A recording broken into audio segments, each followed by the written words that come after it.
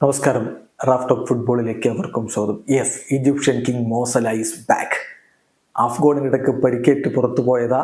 ഇപ്പൊ അദ്ദേഹം തിരിച്ചെത്തിയിരിക്കുന്നു. ബ്രെൻഫോർഡിനെതിരെ സബ്സ്റ്റിറ്റ്യൂട്ട് റോളിൽ കളിക്കളത്തിലേക്ക് വന്ന് ഗോളും അസിസ്റ്റുമായിട്ട് അദ്ദേഹം മിന്നിക്കത്തി കളിച്ചു.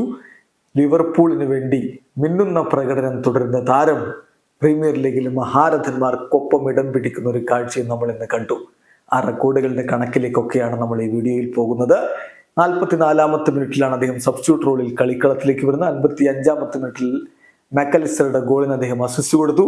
68-ാമത്തെ മിനിറ്റിൽ അദ്ദേഹം ഗോൾ അടിക്കുകയും ചെയ്തു. അങ്ങനെ ഗോളും അസിസ്റ്റുമായിട്ട് അദ്ദേഹം മിന്നിക്കത്തിയതോടുകൂടി ഇപ്പോൾ ഈ സീസണില് അദ്ദേഹം ഡയറക്ട്ലി ഇൻവോൾവ് ആയിരിക്കുന്നത് 24 ഗോളുകളിലാണ്. പ്രീമിയർ ലീഗിലെ കണക്കാ പറയുന്നത്. പ്രീമിയർ ലീഗിൽ അദ്ദേഹത്തെക്കാൾ കൂടുതൽ ഗോൾ ഇൻവോൾവ്മെന്റ് ഉള്ള മറ്റൊരു താരമില്ല എന്ന കാര്യം കൂടി ശ്രദ്ധിക്കുക.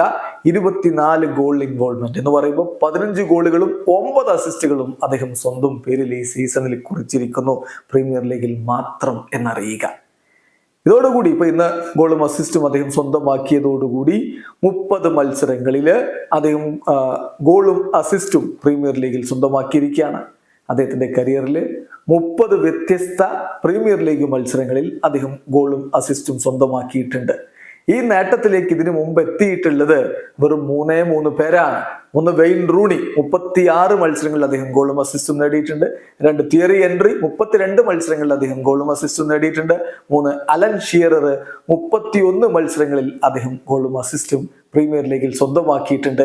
ആ മഹാരഥന്മാർക്കിടയിലേക്ക് റൂണിക്കും ഹെൻറിക്കും അലൻ ഷീറർക്കും ഒപ്പം ഇതാ മുഹമ്മദ് സലായും ഇടം പിടിച്ചിരിക്കുന്നു.